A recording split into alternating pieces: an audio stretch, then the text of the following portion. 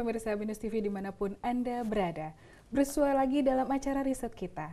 Selama 60 menit ke depan, saya Bernadetta Pravita akan memandu Anda untuk mengulas hasil-hasil penelitian yang dilakukan oleh para dosen di jurusan Marketing Communication Universitas Bina Nusantara. Pada kesempatan ini, riset yang akan kita bahas bertopik strategi sosialisasi tentang kesadaran atas kesehatan dan keselamatan kerja di sektor konstruksi. Senang sekali sudah hadir bersama kita di studio Binus TV, salah satu tim peneliti dari riset ini, yaitu Ibu Maria Anggia. Halo Ibu Maria Anggia. Halo. Apa kabar? Baik, terima kasih. Senang sekali menjadi researcher, bukan? Iya. Oke. Topiknya begitu menarik tentang strategi sosialisasi kesadaran tentang kesehatan dan keselamatan kerja. Betul. Di sektor konstruksi. Ya. Sebelum saya masuk ke sektor konstruksinya, apa yang dilihat dari tim Anda tentang kesadaran, keselamatan, dan kesehatan kerja para pekerja di Indonesia pada umumnya? Kalau kita bicara kesadaran, kesehatan, dan keselamatan kerja, itu berdasarkan data yang saya peroleh, tim kami peroleh dari Departemen Tenaga Kerja, Indonesia itu masih cukup tinggi, bukan cukup tinggi sih, sangat tinggi. Karena dalam satu hari itu bisa ada 6 orang yang menjadi korban karena kecelakaan kerja.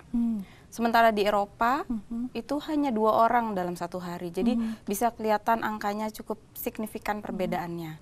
Jadi itu yang kemudian menjadi concern kami untuk meneliti di sini. Jadi kalau kita lihat dari angkanya aja sudah kelihatan kan kesadaran pekerja atau operator di lapangan terhadap kesehatan dan keselamatan kerja atau K3 itu tadi masih sangat kecil. Oke.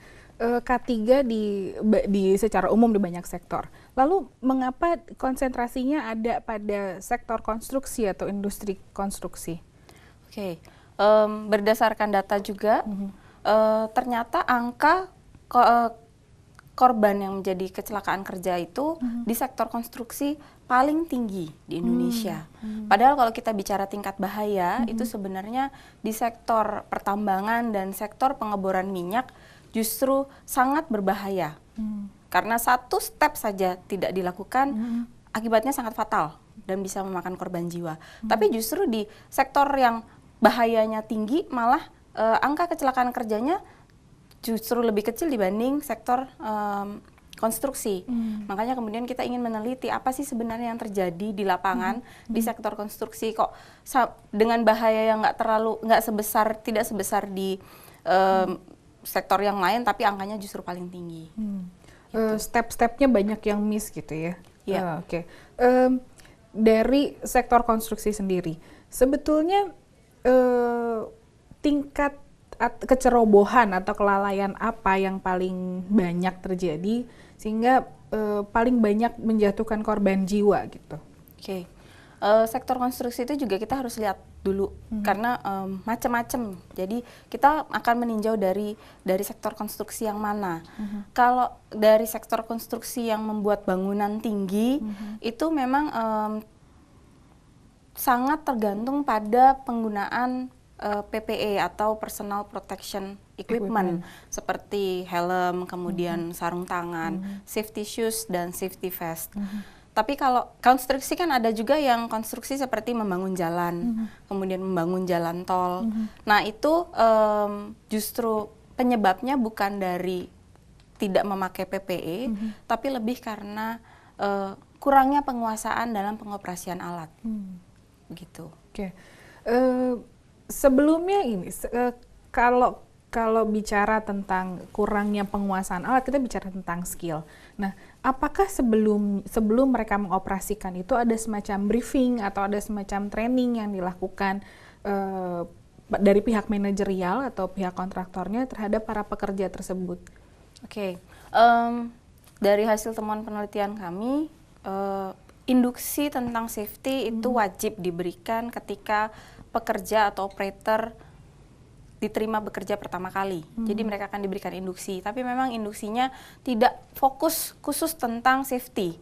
Jadi induksi pekerjaan secara umum, tapi kemudian diselipkan topik mengenai safety. Hal itu berbeda dengan yang terjadi di sektor pertambangan atau pengeboran minyak, di mana induksinya terdiri dari beberapa hari dan khusus mengenai safety itu dibicarakan secara khusus gitu. Nah di situ perbedaannya. Tapi memang mereka semua dari awal sudah diberi tahu, sudah diinformasikan mengenai safety tersebut. Oke, pemirsa, bicara tentang safety ini jangan kemana-mana karena kami akan segera kembali setelah komersial break berikut ini.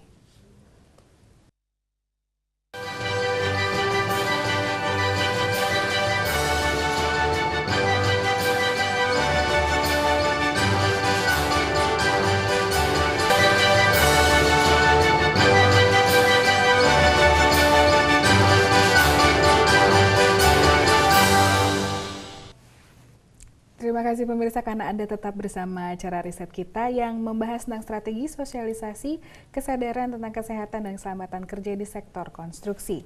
Dan juga masih bersama narasumber kita Ibu Maria Anggia. Oke, Mbak Anggi, kita kembali tadi tentang safety. Dari temuan penelitian yang Anda lakukan bersama teman satu tim, apakah ditemukan ketika strategi sosialisasi ini mulai dijalankan gitu dalam strateginya, ada ditemukan nggak briefing tentang kalau kita tidak bisa mencegah kecelakaan yang terjadi, ada nggak cara di dalam sosialisasi tersebut, ada nggak cara untuk mengantisipasi atau cara untuk ketika kecelakaan itu sudah terjadi kita harus ngapain nih? Pekerja-pekerja ini harus apa, orang-orang yang ada di sekitarnya harus berbuat seperti apa. Dan selain itu, kecelakaan yang umumnya terjadi itu kecelakaan semacam apa? Apakah sampai terjadi kematian atau sampai terjadi cacat seumur hidup gitu? Dari temuan penelitian Anda seperti apa? Oke, dari temuan penelitian itu sebenarnya secara umum dulu ya, secara umum itu 70% kecelakaan kerja itu berakibat fatal, yaitu menyebabkan kematian dan cacat seumur hidup. Sehingga itu memang menjadi perhatian tidak hanya pemerintah, tapi sebenarnya harusnya itu semua pihak harus memperhatikan hal tersebut. Betul. Nah, mengenai konten yang disampaikan ketika induksi misalnya induksi tentang K3. Yang diberitahukan kepada para operator itu hanya apa yang harus mereka lakukan, apa yang wajib dilakukan, apa yang tidak boleh dilakukan ketika masuk ke sebuah area, apa yang harus dikenakan dan sebagainya. Tapi mengenai ketika terjadi kecelakaan, apa yang harus dilakukan itu dari temuan kami itu hanya diketahui oleh pihak-pihak yang berada di dalam divisi safety, gitu. Jadi memang itu tidak diberitahukan bahwa kalau tidak memakai, misalnya tidak memakai helm atau safety shoes, yang terjadi apa? Itu tidak dijelaskan secara detail. Mereka hanya diberitahu bahwa ketika masuk ke proyek yang harus dipakai adalah ABCDE dan yang harus diperhatikan adalah rambu apa saja dan sebagainya. Hanya itu gitu. Dilihat bagaimana reaksi, kemudian bagaimana reaksi para operator itu, para pekerja tersebut yang kemudian dievaluasi oleh para trainernya. Bahwa apa yang saya jelaskan itu sudah dipahami dengan baik, atau apa yang saya jelaskan itu meskipun berkali-kali sudah diberikan tetap saja tidak bisa dilakukan dengan baik gitu. Kalau dari hasil evaluasi yang mereka lakukan seperti apa kejadiannya? Oke. Di tempat penelitian kami itu kebetulan jam kerja operatornya sangat panjang. Jadi mereka mulai bekerja pukul 8 pagi sampai pukul 5 sore, istirahat 1 jam. Kemudian mereka langsung lanjut lagi dibayar lembur 3 jam ke depan. Sehingga total setiap hari seorang operator bekerja 12 jam. Jadi begitu pekerjaan selesai memang tidak ada evaluasi. Mereka langsung pulang dan harus istirahat. Karena besok paginya mereka harus bekerja lagi. Nah, sesi evaluasi mungkin hanya sedikit dilakukan ketika pagi hari. Jadi setiap pagi sebelum operator turun ke proyek, mereka semua dikumpulkan berdasarkan base camp-nya. Namanya itu 15 minutes safety morning. Jadi 15 minutes safety morning itu di situ kembali mereka diingatkan apa yang harus dilakukan, lalu review pekerjaan yang semalam itu selesai sampai di tahap yang mana, kemudian kendala apa yang ditemukan di lapangan, dan apa yang harus dilakukan dalam 1 hari kemudian. Jadi evaluasinya tidak pada hari yang sama, pada hari yang sama, betul. Dan kebetulan yang membuat masalahnya menjadi lebih kompleks adalah operator yang bekerja di situ ada 2 jenis. Jadi yang satu adalah operator yang memang milik perusahaan yang mengerjakan proyek, dan sebagian lagi adalah operator dari pihak perusahaan rental. Jadi karena proyek ini cukup besar dan termin waktunya cukup padat, sehingga membutuhkan banyak peralatan. Nah, sehingga perusahaan ini kemudian menyewa dari perusahaan rental, baik peralatannya termasuk operatornya. Nah, masalahnya adalah ketika 15 minute safety morning, mereka selalu ditanya apakah semalam habis minum obat, bagaimana kondisi kesehatannya, sedang sakit atau tidak, gitu kan. Tapi karena operator ini dibayar per hari, jadi meskipun terkadang mungkin mereka sedang merasa kurang sehat, tapi kalau sampai mereka bilang bahwa saya sedang tidak sehat, itu mereka harus tidak boleh bekerja kan, jadi mereka akan kehilangan uang karena tidak bekerja, gitu. Jadi yang susah adalah untuk operator-operator rental, karena mereka juga tidak punya kedekatan emosional, tidak punya kedekatan personal, sehingga mereka juga nggak mau jujur apa yang sedang terjadi pada diri mereka pada saat itu, gitu. Sehingga dianggapnya sehat, turun ke proyek, baru kemudian di situ ketahuan bahwa ternyata mereka tidak terlalu menguasai alat, ternyata kondisi kesehatannya sedang tidak fit, jadi staminanya sedang tidak baik, sehingga tiba-tiba ketika sedang mengoperasikan alat sakit dan jatuh, sehingga itu kemudian menyebabkan kecelakaan kerja, gitu. Oke, jadi untuk internalnya sendiri 15 minutes morning briefing itu diberikan setiap hari dan itu berkelanjutan ya. Betul. Sedangkan ketika bersama dengan operator-operator dari pihak eksternal, permasalahannya timbul karena mereka tidak secara jujur, tidak secara terbuka memberitahu sebetulnya apa yang terjadi pada mereka. Betul. Gitu ya. Sehingga kita juga tidak tahu apakah kemudian mereka bisa menerima briefing itu dengan baik atau tidak. Betul. Kalau yang dari cerita narasumber Mbak Anggi dan teman-teman sendiri, pernah nggak terjadi sampai bahwa dari pihak eksternal itu operatornya ada yang mengalami kecelakaan karena tidak memberitahu sebelumnya mereka ada apa, atau sebelumnya memang keadaan tubuhnya sedang tidak baik gitu, itu pernah sampai kejadian nggak? Dari hasil temuan pernah ada. Jadi pernah ada satu kejadian, tiba-tiba operator yang sedang mengoperasikan kompakter itu terjatuh dari kompakternya, kemudian kompakternya karena masih dalam keadaan menyala, akhirnya masuk ke dalam sawah. Nah, itu akhirnya operator itu dibawa ke klinik terdekat. Ternyata di klinik terdekat dia mengaku bahwa semalam dia sakit, habis dikerik badannya dan habis minum obat. Kemudian pingsan lagi dan akhirnya dilarikan ke rumah sakit terdekat. Ternyata dalam perjalanan menuju rumah sakit operator tersebut meninggal. Tapi memang waktu kami meneliti, hasil otopsinya belum keluar apakah memang dia serangan jantung atau karena apa, atau ada penyebab yang lain, itu memang hasilnya belum keluar. Tapi itu sebenarnya salah satu contoh bahwa ketika seorang operator turun lapangan dalam keadaan tidak fit, kondisi itu bisa terjadi dan sangat mungkin terjadi. Nah, sebenarnya kesadaran untuk mengenali diri sendiri itu penting sekali, karena itu bagian dari K3, gitu. Dan itu mustahil terjadi jika kita sendiri tidak bisa secara terbuka bicara kita sedang terjadi apa pada diri kita, baik malam itu atau pagi itu ya. Betul. Nah, kalau ini karena ini masalahnya yang satu dari pihak internal atau dari pihak eksternal.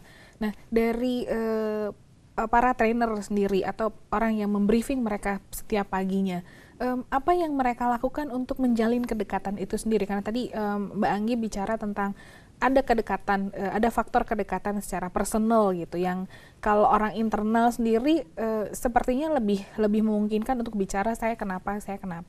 Sedangkan pihak eksternal karena banyak faktor, karena kemudian tidak bisa dibayar pada hari itu jika tidak bekerja. Juga yang kedua adalah permasalahan tidak memiliki kedekatan secara personal, apalagi kalau masalah yang sedang dialami adalah masalah personal. Nah, dari para trainer, orang yang membriefing pagi itu, apa yang mereka lakukan sebagai bagian dari strategi sosialisasi kesadaran untuk mendekatkan diri pada pihak-pihak eksternal itu, operator eksternal itu secara lebih private?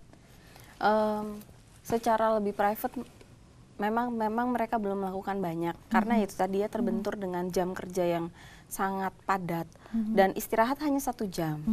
Nah, di dalam istirahat 1 jam itu operator lebih banyak menggunakan untuk makan lalu tidur. Jadi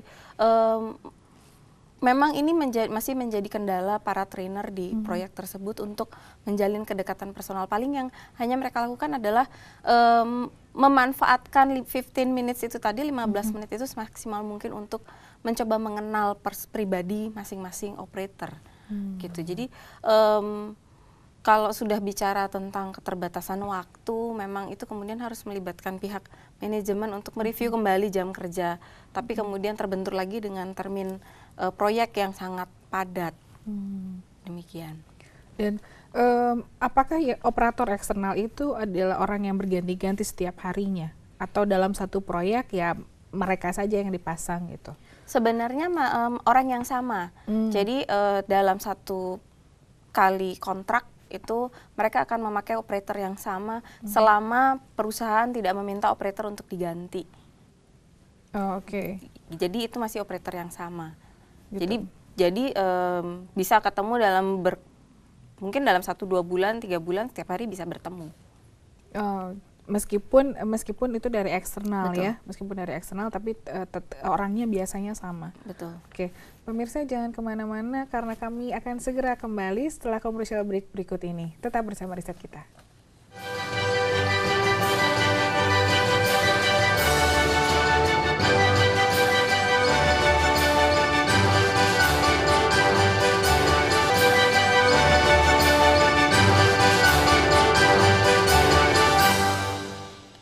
Terima kasih pemirsa karena Anda tetap bersama riset kita dalam tema strategi sosialisasi tentang kesadaran, kesehatan, dan keselamatan kerja di bidang konstruksi. Dan masih bersama kita juga narasumber kita Ibu Maria Anggia. Oke, kita kembali ke proses penelitiannya ya Mbak ya. Sebetulnya teori apa yang dipilih untuk menjadi dasar dari penelitian ini? Oke, untuk penelitian ini kami menggunakan 2 teori, yaitu social marketing dan social exchange theory atau teori pertukaran sosial. Kenapa kemudian kami memilih teori tersebut? Itu berdasarkan fenomena yang ada yang menjadi latar belakang penelitian kami. Pertama social marketing sendiri itu kan konsep itu mau membicarakan tentang bagaimana masyarakat kemudian diperkenalkan dengan K3, yang mana K3 itu kemudian punya tujuan yang baik untuk masyarakat, yaitu mengurangi atau bahkan meminimalkan atau menghilangkan angka kecelakaan kerja. Jadi bagaimana kemudian pihak industri, para pebisnis dan pemerintah itu memperkenalkan ini loh ada personal protection equipment yang harus dipakai. Ini ada rambu-rambu yang harus ditaati. Jadi aplikasinya sama seperti marketing, hanya tujuannya lebih untuk kebaikan bersama. Itu untuk yang social marketing. Sedangkan social exchange theory, kenapa kita pakai itu? Ini juga berhubungan dengan kedekatan personal antara orang yang mensosialisasi dan para operator yang disosialisasi. Nah, kedekatan personal dari social exchange theory ini adalah begini. Orang yang di briefing atau diberikan sosialisasi itu kan harus meluangkan waktu untuk di briefing, mengingat jam kerjanya panjang sekali, 12 jam, istirahatnya hanya 1 jam. Kalau kemudian 1 jam itu masih dipakai untuk diberikan pelatihan singkat atau training singkat, itu mereka berarti harus memberikan waktu yang cukup besar untuk mau di briefing. Sehingga kemudian apa yang mereka dapat dari hasil briefing tersebut. Nah, kalau kita bicara cost and rewards, bagaimana kemudian orang yang mensosialisasi itu menyadarkan para operator bahwa mereka akan mendapatkan reward yang besar kalau mereka memang mereka mau mengorbankan sedikit saja waktunya untuk mendengarkan safety induction atau safety training. Karena dengan begitu tidak hanya produktivitas yang dihasilkan, tapi juga keselamatan. Mereka akan terhindar dari akibat yang fatal tadi itu, yang yaitu kematian dan cacat seumur hidup. Jadi sebenarnya rewardnya besar. Nah, itu menyadarkan hal tersebut itu memang butuh kedekatan personal yang cukup baik, gitu. Sehingga jadi dua teori itu tadi yang dipakai. Kalau dari sudut pandang peneliti, pemerintah ada andil apa ya dalam strategi sosialisasi ini? Gitu. Ada andil apa dari pemerintah? Ada dukungan apa dari pemerintah? Sehingga strategi sosialisasi ini tidak hanya terpusat pada satu sektor saja, gitu, tapi juga bisa merebak menjadi panduan di banyak sektor. Peran pemerintah itu sebenarnya masih lebih ke peraturan, kemudian masih lebih ke mewajibkan para pebisnis atau pemilik proyek untuk menerapkan K3. Karena dari hasil wawancara dengan narasumber di penelitian kami, menurut mereka sebenarnya K3 itu bukan kebijakan. Kita kan selama ini kalau bilang K3 itu adalah kebijakan, bukan. K3 itu sebenarnya peraturan. Karena di dalam standar ISO juga ada hal-hal yang berhubungan dengan K3, yaitu wajib diberikan induksi, wajib diberikan training secara rutin atau pelatihan, itu bagian dari ISO. Nah, kemudian mungkin di sini peran pemerintah adalah mengatur kembali jam kerja para operator, sehingga tidak dipaksakan untuk bekerja sekian jam, tapi mereka masih, jadi para pebisnis ini diwajibkan untuk bagaimana caranya meluangkan waktu yang mungkin hanya sebentar, sebulan sekali, untuk menerapkan pelatihan secara rutin. Dan mungkin pemerintah juga harus menyadarkan para pebisnis bahwa ketika memberikan sosialisasi tentang K3, tidak hanya diberitahukan apa yang boleh dan tidak dilakukan, tapi apa akibat yang akan mereka rasakan atau mereka terima kalau tidak mengindahkan peraturan tentang K3 itu tadi. Oke. Kalau dari penuturan narasumber atau key informannya, sebenarnya apa yang mereka rasakan menjadi kendala paling utama ketika mereka melaksanakan strategi sosialisasi mereka? Apakah dari waktu, karena ini kan kebanyakan bercerita tentang waktu yang sangat sempit gitu. Dari penuturan si key informan itu sendiri, apa kendala terbesar selain waktu? Apakah juga ada kendala dari sisi pekerjanya, atau kendalanya juga dari sisi mereka sendiri yang kalau kita bicara tentang 15 minutes briefing dan terus-terusan bicara tentang sesuatu yang sama, mungkin ada kejenuhan dan itu manusiawi. Nah, ketika ditanya, kemudian penuturan mereka tentang apa saja yang menjadi kendala atau apa saja hal yang harus diselesaikan sebelum mereka melaksanakan strategi sosialitas tersebut. Oke, kendala itu kalau menurut mereka ada 3 macam. Kendala yang pertama adalah kendala SDM itu sendiri, kondisi fisiknya. Kemudian kendala kedua, lingkungan dan cuaca yang tidak bisa diprediksi. Dan yang ketiga adalah penguasaan pengoperasian alat. Jadi itu sebenarnya 3 kendala utama yang menyebabkan terjadinya kecelakaan kerja di sektor konstruksi. Pertama yang sehubungan dengan lingkungan dan cuaca.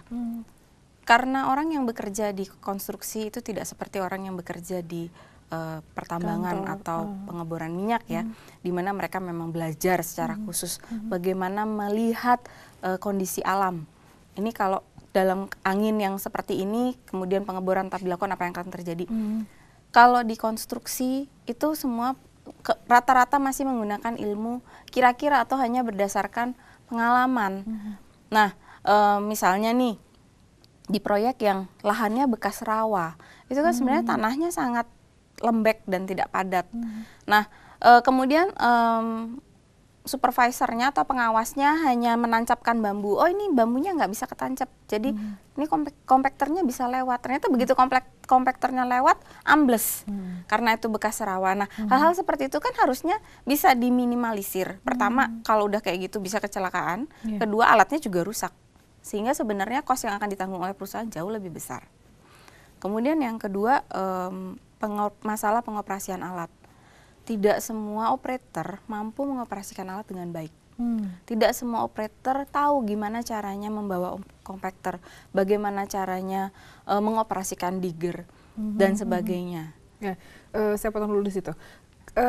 Sebelum mereka mengoperasikan alat-alat berat tersebut, apakah pihak manajerial atau pihak manajemen atau pihak orang yang memiliki perusahaan konstruksi ini melihat dengan cara menyeleksinya dengan cara misalnya, apakah ada sertifikat khusus untuk mengoperasikan digger gitu ya, atau forklift dan sebagainya, atau apakah mereka punya strata tertentu untuk boleh mengoperasikan, atau mereka punya kategori tertentu. Kalau tadi di pertambangan itu kan mereka harus minimal punya pengetahuan ya, tidak hanya skill. Betul. Tentang bisa mengukur angin sebesar ini atau keadaan tanah yang seperti ini, itu tidak bisa dipaksakan untuk dikerjakan pengoboran tersebut. Untuk konstruksi, khusus untuk konstruksi, sebetulnya kriterianya apa yang dilihat? Sayangnya tidak ada persyaratan khusus untuk para operator dalam mengoperasikan alat. Jadi bagi operator yang memang terdaftar secara resmi di perusahaan, mereka memang mendapatkan pelatihan. Tapi seperti yang sudah saya sebutkan tadi, ada operator-operator dari pihak rental. Nah, kebanyakan permasalahan ditimbulkan oleh pihak rental. Jadi operator-operator dari pihak rental atau pihak eksternal tidak mampu mengoperasikan alat dengan baik. Jadi kendalanya justru di situ. Tapi kalau kemudian dari pihak perusahaan mau mengadakan pelatihan lagi khusus untuk pihak eksternal, waktunya yang sudah tidak ada. Gitu. Tapi kemudian kami juga menanyakan, kalau begitu apa yang diminta dari pihak eksternal, apa yang dilakukan oleh pihak eksternal dalam mengatasi kendala tersebut. Pihak eksternal sendiri juga nggak bisa melakukan apapun karena keterbatasan biaya. Nah, kalau memang harus menyewa dari pihak yang memang sudah profesional, terbentur dengan anggaran karena biaya sewanya akan sangat mahal. Jadi ya sementara ini yang saya lihat yang dilakukan oleh perusahaan paling hanya kemudian mengajarkan tidak secara khusus bagaimana mengoperasikan alat. Oke. Pemirsa, bagaimana tentang mengoperasikan alat dan bagaimana nanti pekerja-pekerja eksternal ini ditangani? Jangan kemana-mana, kita akan segera kembali dan tetap bersama acara riset kita.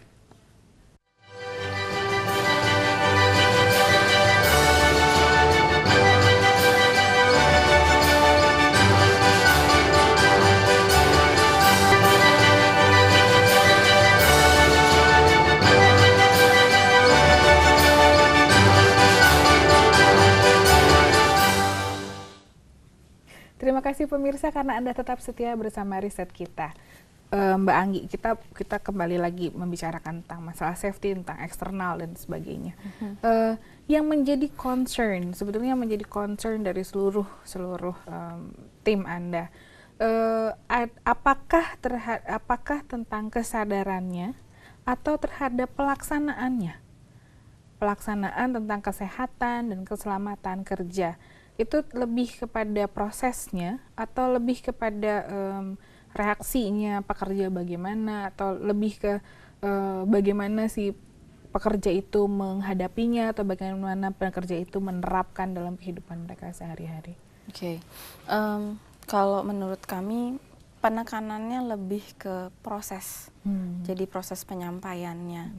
Karena begini, yang harus diingat adalah operator-operator di sektor konstruksi itu mempunyai latar pendidikan yang bahkan sebagian dari mereka tidak menempuh jalur pendidikan formal. Jadi banyak yang sekolahnya tidak selesai, mungkin hanya sampai SD. Tapi kemudian mereka bekerja di konstruksi. Nah, berbicara dengan mereka itu butuh proses yang tidak mudah. mereka harus diberitahu secara detail apa yang harus dilakukan. Tapi kemudian apa yang akan terjadi kalau tidak dilakukan?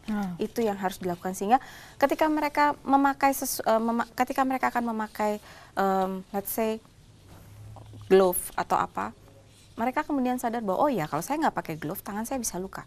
Kalau saya nggak pakai glove tangan saya bisa tertusuk. Nah, itu yang harus disampaikan. Nah, jadi kalau menurut kami memang lebih ke proses penyampaiannya yang harus lebih diperhatikan, harus lebih detail dalam disampaikan. Gitu. Jadi concernnya memang pada prosesnya ya. Nah, ketika itu datang ke 15 minutes briefing kan ya, bagaimana Mbak Anggi dan tim kemudian memaknai cara mereka berkomunikasi. Karena kesadaran tentang keselamatan kerja ini kan penting bagi kita yang memahami bahwa ini sangat krusial untuk mereka yang bekerja dengan alat-alat berat dan membuat segala sesuatu yang berhubungan dengan beton. Betul. Nah, untuk pekerja sendiri, apakah mereka sendiri ketika strategi sosialisasi itu dijalankan, apakah mereka sendiri juga memahami dengan cara yang sama gitu? Oke. Membuat mereka paham memang butuh yang tadi ya, kedekatan personal. Karena kalau cuma disampaikan dalam bentuk instruksi, akan sulit bagi mereka untuk menangkap secara utuh dan memaknai secara benar. Sehingga memang mereka harus diajak bicara dengan lebih apa ya, dalam konteks yang lebih personal. Jadi mereka harus diajak ngobrol. Para operator ini harus lebih banyak diajak bicara heart to heart tanda kutip gitu ya, bahwa ini penting loh. Ini penting untuk Anda. Bahwa kalau memang Anda masih ingin terus bekerja, terus produktif, hal ini penting sekali. Jadi jangan hanya berpikir bahwa berapa nanti ya uang yang akan saya dapat setiap hari. Tidak hanya berpikir begitu, tapi mereka lebih diajak untuk disadarkan untuk berpikir jangka panjangnya. Jadi bahwa dengan menyadari adanya K3, menyadari akibat-akibat yang bisa ditimbulkan, jangka waktu bekerja mereka bisa jadi lebih panjang. Otomatis kan produktivitasnya juga lebih tinggi. Tapi ya itu tadi, menyadarkan itu memang butuh komunikasi secara personal dari pihak yang memberikan sosialisasi kepada operator. Oke. Selain dari sisi kedekatan secara personal gitu atau kedekatan emosionalnya, dari sisi kriteria pemilihan siapa yang boleh mengendarai alat-alat berat tersebut, ada masukan atau ada saran atau referensi dari hasil penelitian Anda dan kelompok Anda? Iya, berdasarkan penelitian kami kemudian menyimpulkan juga bahwa pihak pebisnis dari sektor konstruksi memang harus lebih menerapkan standarisasi. Jadi memang ya sama seperti sebenarnya kan mengendarai alat-alat berat itu sama seperti orang nyetir mobil atau naik motor. Orang nyetir mobil yang kecil aja atau naik motor aja butuh SIM.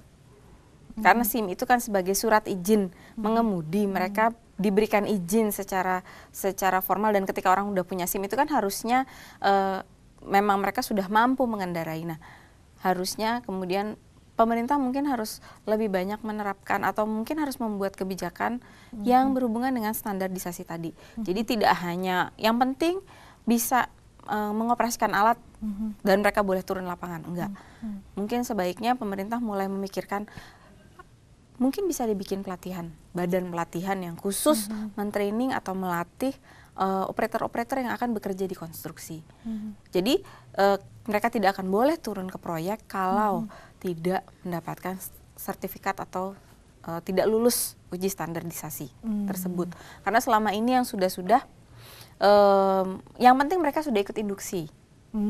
Jadi begitu sudah ikut induksi safety, ketika awal masuk sudah boleh turun lapangan. Nah, mungkin ini yang harus ditinjau kembali, harus dipikirkan kembali dan lebih diperketat, sehingga dengan adanya standarisasi seharusnya kemampuan mengoperasikan alat jadi lebih baik. Jadi otomatis kecelakaan kerja juga bisa lebih diperkecil. Semacam uji kompetensi untuk Betul. sertifikasi tersebut ya. Nah, Betul. ada nggak di lapangan gitu yang ditemukan bahwa oke ini udah briefing, udah semuanya, induksi udah dilakukan, kemudian ternyata dari sekian tahun dia sudah mengoperasikan alat tersebut, kalah jago nih, dia kalah jago dengan orang yang baru saja mengoperasikan hal itu. Ketika terjadi hal seperti itu, strategi sosialisasinya lagi, kan kita naik ke atas jadi ke pihak manajerial, sama nggak strategi sosialisasinya antara orang yang sudah lama ada di sana dengan orang-orang yang baru masuk, tapi dengan kompetensi yang ternyata jauh lebih tinggi dibanding yang sudah berpengalaman? Oke. Pada kenyataannya, kalau memang belum pernah punya pengalaman mengoperasikan alat, memang tidak bisa. Jadi ini kita bicara kenyataan ya, orang yang bisa mengoperasikan alat-alat berat itu karena mereka memang punya pengalaman. Yeah. Jadi yang belum pernah sama sekali memang akan lebih sulit dalam melakukan hal tersebut. Nah, kalau kita bicara apakah sosialisasinya dilakukan berbeda bagi yang sudah berpengalaman maupun yang belum, sayangnya tidak. Jadi semua dikumpulkan menjadi satu, baik yang sudah pernah maupun yang belum pernah, atau yang sudah pengalaman maupun yang belum berpengalaman. Mendapatkan induksi yang sama, mendapatkan session briefing yang sama. Jadi memang kemudian kebutuhannya, padahal mereka punya kebutuhan yang berbeda kan, kebutuhannya tidak bisa terpenuhi dengan baik. Sehingga ya angkanya masih jadi tinggi, angka kecelakaannya masih tinggi.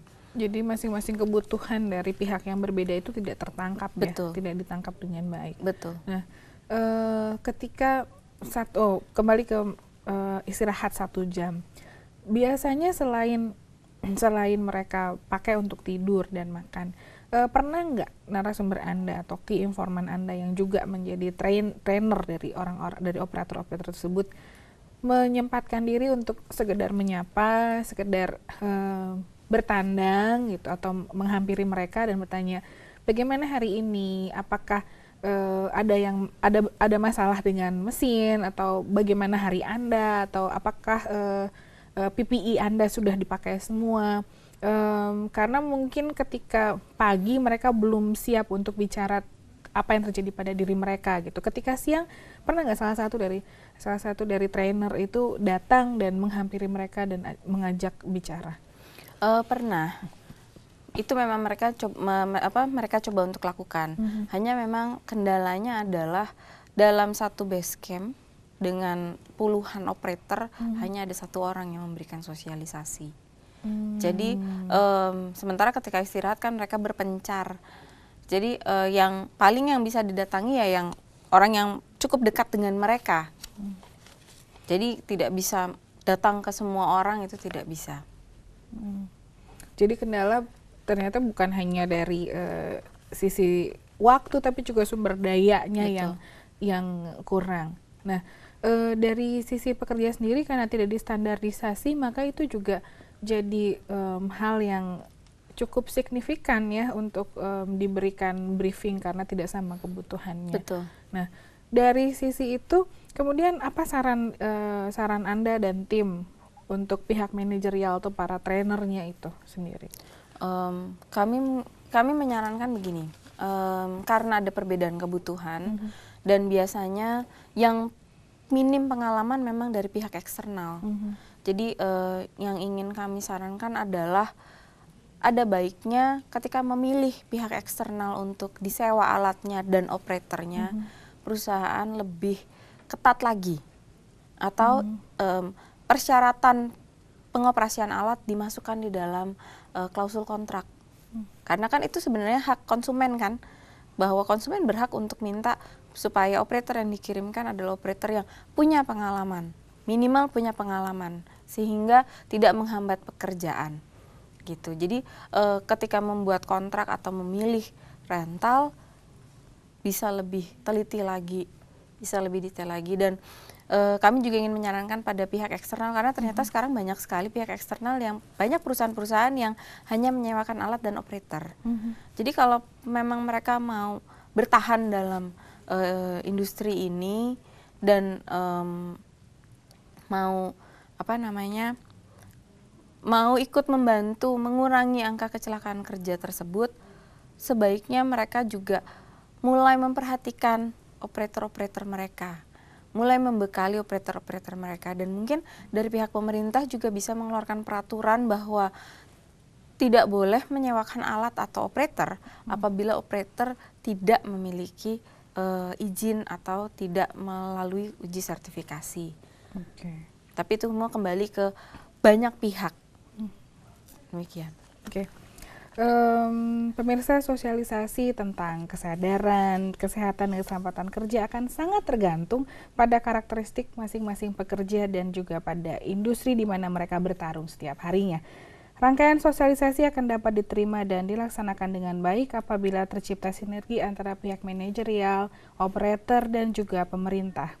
Dapatkah kegiatan sosialisasi menjadi jawaban atas kekhawatiran bahwa kesadaran tentang kesehatan dan keselamatan kerja ini, kepentingannya dan keberadaannya diabaikan oleh banyak pihak termasuk juga pemerintah?